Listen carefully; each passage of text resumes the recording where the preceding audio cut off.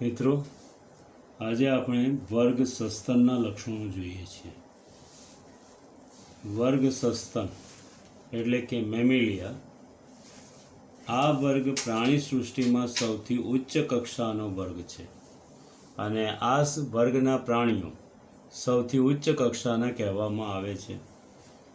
બુદ્ધિ ક્ષમતા, મગજનો વિકાસ, ખોપરીના કદ અને તેને આધારે તેને ઉચ્ચ કક્ષાના પ્રાણી તરીકે ઓળખવામાં આવે. હવે મિત્ર, એનું વર્ગીકરણ જોઈએ. સૃષ્ટિ તરીકે લખવામાં આવે યુકેરિયોટા, એટલે કે આ સૃષ્ટિના સજીવો અથવા પ્રાણીઓ સુકોષ કેન્દ્રીય રચના ધરાવે છે, પટલીય અંગિકાઓની હાજરી ધરાવે છે. ઉપસૃષ્ટિ તરીકે આપણે લઈએ છીએ યુમેટાઝુઆ. બહુકોષીય પેશીધારી પ્રાણીઓ શ્રમ વિભાજનની ક્રિયા દર્શાવે, અંગતંત્રમય આયોજનની રચના આવેલી હોય. હવે સમુદાય તરીકે લેવામાં આવે છે મેરુદંડી પ્રાણીઓ, એટલે મેરુદંડી તરીકે ઓળખવામાં આવશે. ગર્ભ વિકાસે મધ્ય ગર્ભ સ્તરમાંથી મેરુદંડનો વિકાસ થાય છે, માટે આ પ્રાણીઓને મેરુદંડી પ્રાણીઓ તરીકે ઓળખાય. ઉપસમુદાય તરીકે પૃષ્ઠવંશી કહેવામાં આવે. ગર્ભ વિકાસે નિર્માણ પામેલા મેરુદંડનું કરોડ સ્તંભમાં રૂપાંતરણ પુખ્ત અવસ્થાએ થાય, માટે તેને પૃષ્ઠવંશી પ્રાણીઓ તરીકે ઓળખાય. અનુસમુદાય તરીકે આપણે લઈએ છીએ તે હનુધારી પ્રાણીઓ. આ પ્રાણીઓ દાંત અને જડબાની રચના મુખ ગુહામાં ધરાવે છે, માટે તેને અનુસમુદાય તરીકે હનુધારી તરીકે ઓળખવામાં આવશે. પ્રવર્ગ તરીકે આપણે લઈએ છીએ ચતુષ્પાદ પ્રાણીઓ. 4 ઉપાંગોની રચના ધરાવે છે. પૃષ્ઠ બાજુએ ચેતાતંત્રની રચના ધરાવે, કરોડસ્તંભની રચના કે જે ચેતારજ્જુનું રક્ષણ કરે છે. અને વર્ગ તરીકે આપણે તેમાં લઈએ છીએ સસ્તન વર્ગ. અગાઉના 3 વર્ગોનો આપણે અભ્યાસ કર્યો. વર્ગ ઉભયજીવી, વર્ગ સરીસૃપ, વર્ગ વિહગ અને વર્ગ સસ્તન જોઈએ છે. વર્ગ ઉભયજીવી જે જમીન અને પાણી એટલે કે જળચર અને સ્થળચર બંનેના લક્ષણો ધરાવતો હતો, જ્યારે વર્ગ સરીસૃપ જે શરીર દ્વારા સરકતા પ્રાણીઓ એટલે ક્રીપિંગ્સ એનિમલ્સ તરીકે જે જોવા મળતા હતા, જ્યારે એવિસિસ એટલે વિહગ વર્ગના પક્ષીઓ કે જે ઉડવાનું અનુકૂલન ધરાવતા હતા તેઓ હતા. સ્થળચરમાં સૌથી ઉચ્ચ કક્ષાના પ્રાણીઓ તરીકે સસ્તન વર્ગના પ્રાણીઓ આપણે લઈએ છીએ. અહીં મિત્રો 3 પ્રકારના પ્રાણીઓ જોવા મળશે. અંડ પ્રસવી પ્રાણીઓ, અમુક પ્રાણીઓ જે આવેલા છે અપત્ય પ્રસવી પ્રાણીઓ છે, અને તે સિવાય જળચર, સ્થળચર અને ઉડ્ડયનનું અનુકૂલન ધરાવતા પ્રાણીઓમાં વર્ગીકૃત કરી શકાય છે. હવે પહેલું ઉદાહરણ આપણે જોઈએ છે કે જે અંડ પ્રસવી પ્રાણીઓનું છે, જેને આપણે કહીએ છીએ બતક ચાંચ તરીકે ઓળખાવીએ. અંગ્રેજીમાં એને પ્લેટિપસ તરીકે ઓળખાય છે. આ પ્રાણી તે સસ્તન અને સરીસૃપ વર્ગને જોડતા પ્રાણી તરીકે ઓળખવામાં આવે છે, જેનું નામ વૈજ્ઞાનિક નામ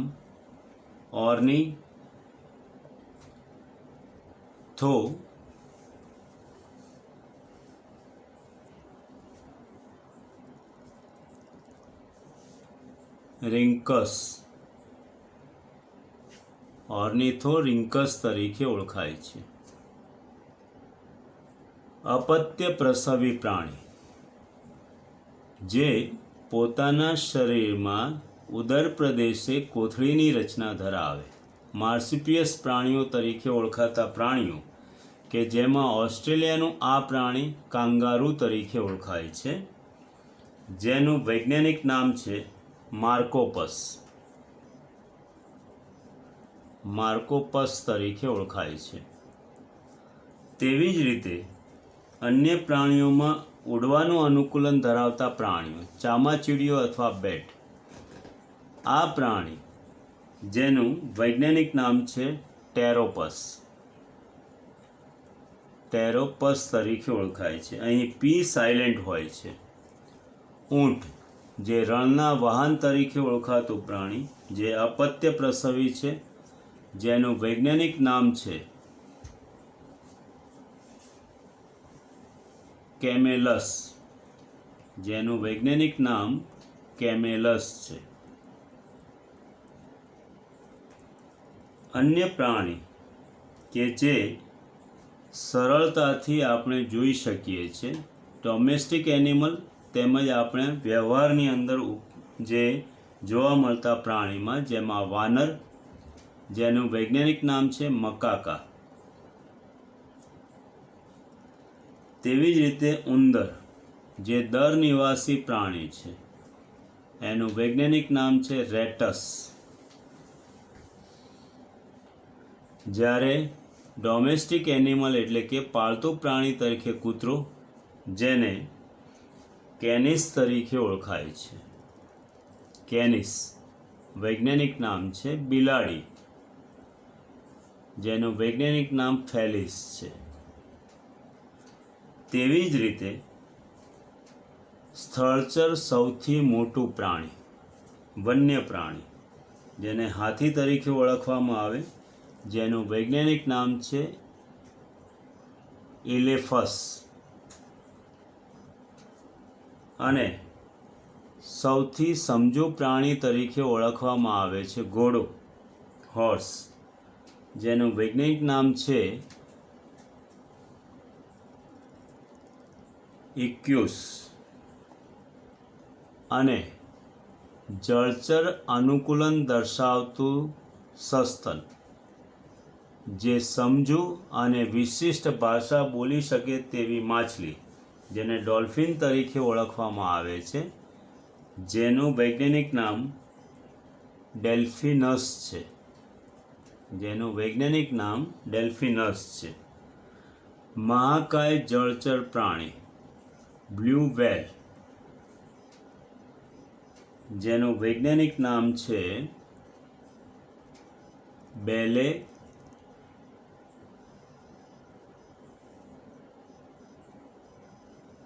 બેલેનોપ્ટેરા. બેલેનોપ્ટેરા તેનું વૈજ્ઞાનિક નામ છે. વન્ય હિંસક પ્રાણી તરીકે ઓળખાતું વાઘ, જેનું વૈજ્ઞાનિક નામ પેન્થરા ટાઇગ્રિસ છે. અને એશિયન લાયન એટલે કે ગીરમાં જોવા મળતા સિંહ, જેનું વૈજ્ઞાનિક નામ છે પેન્થરા લિયો. તો મિત્રો, આ જે થયા સસ્તન વર્ગના વિશિષ્ટ ઉદાહરણો. અને સૌથી સમજુ પ્રાણી આપણે લઈએ માનવ. આધુનિક માનવ અને માનવના વૈજ્ઞાનિક નામમાં ફર્ક છે. હોમોસેપિયન્સ તે માનવ તરીકે ઓળખાય છે. આધુનિક માનવ, જેને હોમો સેપિયન્સ તરીકે ઓળખવામાં આવે છે. હોમો તેની પ્રજાતિ છે, સેપિયન્સ તેની જાતિ છે, અને ઉપજાતિ તરીકે આપણે લખીએ છીએ સેપિયન્સ. હવે આ વર્ગીકરણ અને વૈજ્ઞાનિક નામો અને ઉદાહરણો જોયા બાદ હવે સસ્તન વર્ગના લક્ષણોમાં પહેલું જ લક્ષણ ખૂબ જ વિશિષ્ટતા દર્શાવતું છે, એટલે કે વસવાટ અથવા નિવાસની વાત આપણે કરીએ છીએ. તો સસ્તન વર્ગના પ્રાણી વસવાટમાં વિવિધતા ધરાવે છે. ઘણી બધી વિવિધતા હોવાને કારણે આ પ્રાણીઓ વિશિષ્ટ વસવાટો તરીકે ઓળખાવી શકાય. ધ્રુવ પ્રદેશમાં જોવા મળતા પ્રાણીઓ પણ છે, તેવી જ રીતે રણ પ્રદેશમાં પણ જોવા મળે છે. જંગલમાં પણ તેઓ નિવાસ કરતા પ્રાણીઓ છે, એટલે વન્ય પ્રાણીઓ આપણને ઘણા બધા જોવા મળે છે. અંધારી ગુફામાં પણ જોવા મળતા પ્રાણીઓ આ હોય છે. દર નિવાસી પ્રાણીઓ પણ છે. વળી વૃક્ષારોહી પ્રાણીઓ પણ છે, જેમ કે વાંદરો. હવે તદુપરાંત તૃણભૂમિમાં જોવા મળતા તૃણાહારી પ્રાણીઓ પણ જોવા મળે છે, જેમાં હાથીનો સમાવેશ થઈ શકે. વળી એ ઉપરાંત ગાય ભેંસ પણ તૃણાહારી પ્રાણીઓ તરીકે ઓળખાય છે. અમુક પ્રાણીઓ ઉડવાનું અનુકૂલન ધરાવે છે, ઉડ્ડયનનું અનુકૂલન ધરાવે. અમુક પ્રાણીઓ જે આવેલા છે તે જળચરનું અનુકૂલન ધરાવે છે અને મોટાભાગના પ્રાણીઓ સ્થળચરનું અનુકૂલન ધરાવતા પ્રાણીઓ છે. એટલે મિત્રો, પહેલું જે આપણે વિધાન કર્યું તે વસવાટમાં વિવિધતા, તે સંપૂર્ણ રીતે યોગ્ય છે. હવે બીજો જે આપણે લઈએ છીએ એકમ, પ્રાણીઓની શરીર રચના. આ શરીર રચનાનો એકમ જે સર્વસામાન્ય રીતે બધામાં આપણને જોવા મળે છે. શીર્ષ, ત્યારબાદ ગ્રીવા પ્રદેશ એટલે કે ગરદનનો ભાગ. હવે એના પછી આવેલો ધડનો ભાગ, જે 3 ભાગોમાં વિભાજન પામે છે. અગ્રભાગ જે આવેલો છે તે ઉરસ અથવા છાતીનો ભાગ, ત્યારબાદ આવેલો ઉદરનો ભાગ, એના પછીનો ભાગ આવેલો છે કટી પ્રદેશ, અને ત્યારબાદ જે આવેલો ભાગ જે નિતંબ તરીકે ઓળખવામાં આવે છે. હવે એની સાથે અમુક પ્રાણીઓ પૂંછડી ધરાવે છે, અમુક પ્રાણીઓ પૂંછડી ધરાવતા નથી. તો આ જે છે એમની શરીર રચના. તેમના પર્યાવરણને અનુરૂપ શરીર રચના ધરાવે છે. તો આ જે છે એમની શરીર રચનાની વાત થઈ. કંકાલ તરીકે આપણે દર્શાવીએ તો આ પ્રાણીઓ એ શરીર પર રૂંવાટી અથવા વાળનું આવરણ વિશિષ્ટ સ્વરૂપે ધરાવે છે.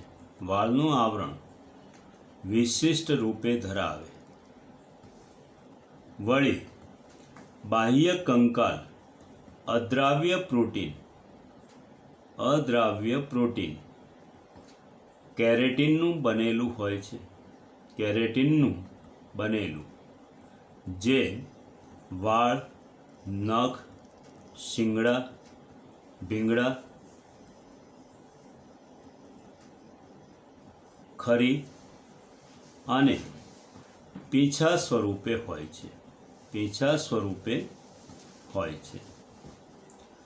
અંતઃકંકાલની રચના મિત્રો અહીં સુવિકસિત જોવા મળે.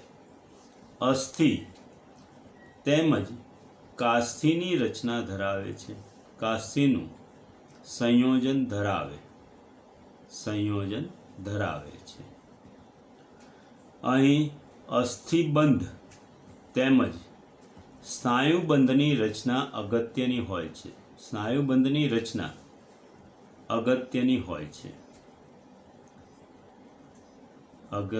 હોય જેથી ઝડપી પ્રચલન માટે ખૂબ જ ઉપયોગી હોય છે. કંકાલ તંત્ર પછીના જે એકમો શરીર રચનાને અનુલક્ષીને છે, જેમાં એક લક્ષણ આપણે લઈએ કે આ પ્રાણીઓની સ્તરીય આયોજનની વાત. તો આ પ્રાણીઓ જે છે અંગતંત્રમય રચના ધરાવશે, કારણ કે સૌથી ઉચ્ચ કક્ષાના પ્રાણીઓનો સમુદાય છે અથવા તો સમૂહ છે માટે. વળી બીજું એની અંદર જોવા મળતી ખંડતા, તો આ પ્રાણીઓ ખંડીય આયોજન અથવા સમખંડીય આયોજન ધરાવે. તેમનું શરીર યોગ્ય ખંડોમાં વિભાજન થયેલું હોય છે. સમમિતિ, તો મિત્રો આપણા શરીરની જે સમમિતિ જો કહીએ તો દ્વિપાર્શ્વસ્થ સમમિતિ કહેવાય. કરોડ સ્તંભેથી જો 2 સરખા ભાગમાં વિભાજન કરવામાં આવે તો શરીરના અંતઃ તેમજ બાહ્ય અંગો 2 સમાન ભાગમાં વિભાજન થઈ જાય. દ્વિપાર્શ્વ સમમિતીય આયોજન કહેવાય. વળી ત્યારબાદ ગર્ભસ્તરની દ્રષ્ટિએ આપણે કહીએ તો ગર્ભ વિકાસ દરમિયાન 3 ગર્ભસ્તરો ધરાવે. બાહ્ય ગર્ભસ્તર, મધ્ય ગર્ભસ્તર અને અંતઃગર્ભસ્તરની રચના ધરાવે માટે ત્રિગર્ભસ્તરીય પ્રાણીઓ કહેવાય. ગર્ભ વિકાસે મધ્ય ગર્ભસ્તરનું વિભેદન થતાં બે ઉપગર્ભસ્તરો વચ્ચે શરીર ગુહાનું સર્જન થાય માટે દેહકોષ્ઠીય આયોજન તરીકે ઓળખાશે. વળી ત્યારબાદ મધ્ય ગર્ભસ્તરમાંથી વિકાસ પામતી વિશિષ્ટ રચના જે સંવેદનશીલ, નક્કર અને સ્થિતિસ્થાપક રચના ધરાવે છે ગર્ભાવસ્થાએ માટે તેને મેરુદંડી પ્રાણીઓ તરીકે ઓળખવામાં આવે, જે આગળ જતાં પુખ્તાવસ્થાએ કરોડસ્તંભમાં રૂપાંતરણ પામે છે માટે તેઓને પૃષ્ઠવંશી તરીકે ઓળખાય. અને આ પ્રાણીઓ પૃષ્ઠવંશીમાં સૌથી ઉચ્ચ કક્ષાના પ્રાણીઓ તરીકે ઓળખવામાં આવે છે. વળી મિત્રો, ત્યારબાદ આપણે જોઈએ મેરુદંડ બાદ પાચન માર્ગની રચના. તો પાચન તંત્ર સુવિકસિત છે, મધ્ય ગર્ભસ્તરમાંથી વિકાસ પામે છે, મુખ ગુહા, મુખ્ય પાચન અંગો અને સહાયક પાચન અંગોની રચના ધરાવે. ભૌતિક તેમજ રાસાયણિક પાચનની ક્રિયા દર્શાવે છે અને કોષાંતરીય પાચન તેમજ કોષબાહ્ય પાચનની ક્રિયા દર્શાવે. પાચન તંત્ર પછી આપણે વાત કરીએ છીએ પરિવહન તંત્ર. તો પરિવહન તંત્ર જે આવેલું છે તે બંધ પ્રકારનું છે. વળી હૃદય જે છે 4 ખંડોનું બનેલું છે માટે ચતુષ્ખંડીય હૃદય તરીકે ઓળખાશે. 2 કર્ણક અને 2 ક્ષેપક ધરાવે. જમણી બાજુના ખંડોમાં એટલે જમણા કર્ણક અને જમણા ક્ષેપકમાં અશુદ્ધ રુધિર શિરાઓ દ્વારા વહેતું થાય છે, જ્યારે અહીંયા એકઠું થશે, જ્યારે ડાબા કર્ણક અને ડાબા ક્ષેપક દ્વારા શુદ્ધ રુધિરનું મોટે ભાગે વહન દર્શાવવામાં આવે. ધમનીઓ અને શિરાઓને જોડતી રચના રુધિર કેશિકાઓ સ્વરૂપે આવેલી હોય છે અને રુધિર સમતાપી હોય છે.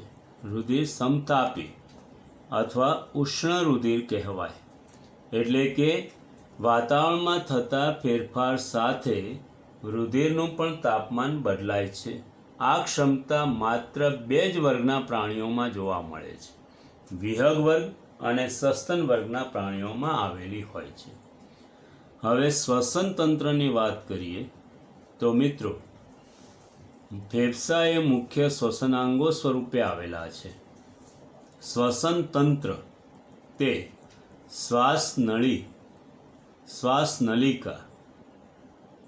શ્વાસનલિકાઓ અને વાહિકાઓ દ્વારા બનેલી રચના સ્વરૂપે છે, જેના દ્વારા આ શ્વસન તંત્રની રચના થાય છે અને જારક શ્વસનની પ્રક્રિયા દર્શાવે છે.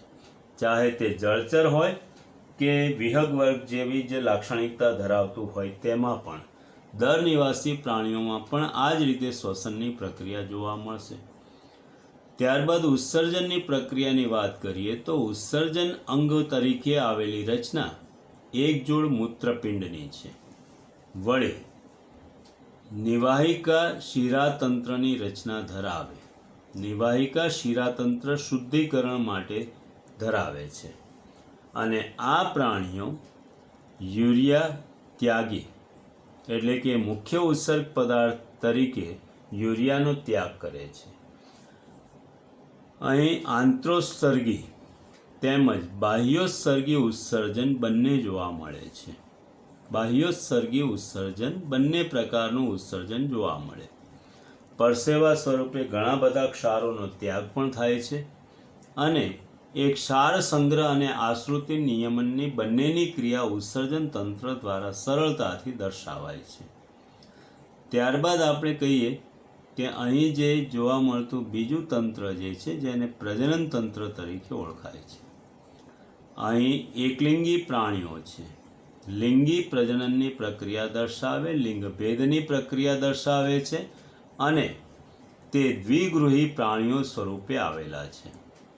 વળી આ પ્રાણીઓ 3 પ્રકારની પદ્ધતિ દર્શાવે છે. અમુક પ્રાણીઓ અંડપ્રસવી છે, અમુક પ્રાણીઓ અપત્ય પ્રસવી છે અને અમુક પ્રાણીઓ અંડ અપત્ય પ્રસવી પણ હોય છે. એટલે કે ઈંડાનો પ્રસવ કરી ઉદર પ્રદેશમાં તેનો સંગ્રહ કરે અને ત્યારબાદ તેને પોતાના શરીરથી અલગ કરે છે, એટલે અંડ અપત્ય પ્રસવી તરીકે ઓળખાશે. ફલનની ક્રિયા શરીરમાં થાય છે માટે અંતઃફલન કહેવાય. શરીરની અંદર ગર્ભ વિકાસ દર્શાવવામાં આવે માટે અંતર્ગર્ભ વિકાસક પ્રાણીઓ તરીકે ઓળખવામાં આવે. અમુક પ્રાણીઓ ઋતુચક્રીય આયોજન દર્શાવે છે અને અમુક પ્રાણીઓ ઋતુકીય આયોજન દર્શાવતા નથી. વળી ડિંબ અને વિકાસની વાત કરીએ તો આ પ્રાણીઓમાં ડિંબાવસ્થાનો સંપૂર્ણ રીતે અભાવ છે. ડિંબાવસ્થાનો અભાવ છે એટલે કે એનો મતલબ એ થયો કે વિકાસ સીધો અથવા પ્રત્યક્ષ જોવા મળે છે. પ્રત્યક્ષ વિકાસ થાય છે. એનો મતલબ એ થયો કે રૂપાંતરણ અવસ્થાઓની સંપૂર્ણ રીતે ગેરહાજરી હોય છે. વળી આ પ્રાણીઓની અંદર જોવા મળતી પોષણ પદ્ધતિમાં વિષમપોષી પોષણ પદ્ધતિ જોવા મળે અને પોષણ પદ્ધતિમાં વિવિધતા ધરાવે છે. વિવિધતા ધરાવે. અમુક પ્રાણીઓ તૃણાહારી હોય, અમુક પ્રાણીઓ રુધિરભક્ષી પણ હોય, અમુક પ્રાણીઓ માંસાહારી, પ્રાણીસમ પોષણ પદ્ધતિ વગેરે પોષણ પદ્ધતિ ધરાવે. માંસાહારી પ્રાણીઓની મુખગુહા તે લાંબી અને પહોળી હોય છે. વળી તૃણાહારી જે હોય આ પ્રાણીઓની અંદર દાઢની સંખ્યાનું પ્રમાણ વધારે હોય. દાઢની સંખ્યા અથવા દાઢ વધારે હોય જે દળવા માટે ઉપયોગી બનશે.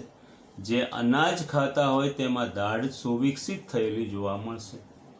પ્રચલનની ક્રિયા દર્શાવવા માટે બે જોડ ઉપાંગો ધરાવે છે. બે જોડ ઉપાંગો ધરાવે.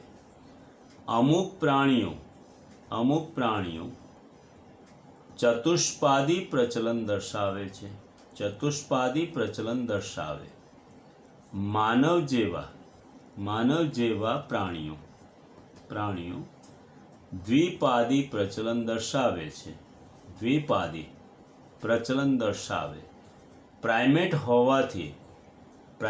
હોવાથી સીધા અને ટટ્ટાર ચાલે છે. ત્યારબાદ ચેતાતંત્રની વાત કરીએ તો મિત્રો ચેતાતંત્ર સુવિકસિત કક્ષાનું હોય છે. CNS central nervous system, ANS autonomous nervous system, PNS peripheral nervous system એટલે કે મધ્યસ્થ ચેતાતંત્ર, સ્વયંવર્તી ચેતાતંત્ર, પરિઘવર્તી ચેતાતંત્ર વગેરે ચેતાતંત્રો ધરાવે છે. 12 જોડ મસ્તિષ્ક ચેતાઓ અને 31 જોડ કરોડરજ્જુ ચેતાઓ ધરાવે. અને શરીર જે સ્ફૂર્તિમય હોવાથી પરાવર્તી ક્રિયા ધરાવે એટલે કે રિફ્લેક્સ એક્શન દર્શાવી શકે. એટલે કે બે પ્રકારની રિફ્લેક્સ એક્શન હોય. એક પ્રકારની શરતી રિફ્લેક્સ એક્શન એટલે પરાવર્તી ક્રિયા અને એક બીજી જે છે એ બિનશરતી પરાવર્તી ક્રિયા. કોઈ પણ ગરમ વસ્તુને અડકવામાં આવે તો એ વસ્તુને આપણે તરત જ ગરમ હોવાને કારણે છોડી દઈએ છીએ. આ ઘટના એ શરતી કહેવાય. જેમાં સર્કસમાં વન્ય પશુઓને ટ્રેનિંગ આપવામાં આવે તે શરતી પરાવર્તી ક્રિયા તરીકે ઓળખાય. અકસ્માતે જે દર્શાવાતી ક્રિયા હોય જેને આપણે બિનશરતી પરાવર્તી ક્રિયા તરીકે ઓળખાય. સામેથી જે આવતા ટ્રકને જોઈ અને આપણે જે સાઈડમાં જતા રહીએ તો તે આપણી બિનશરતી પરાવર્તી ક્રિયા તરીકે ઓળખાશે.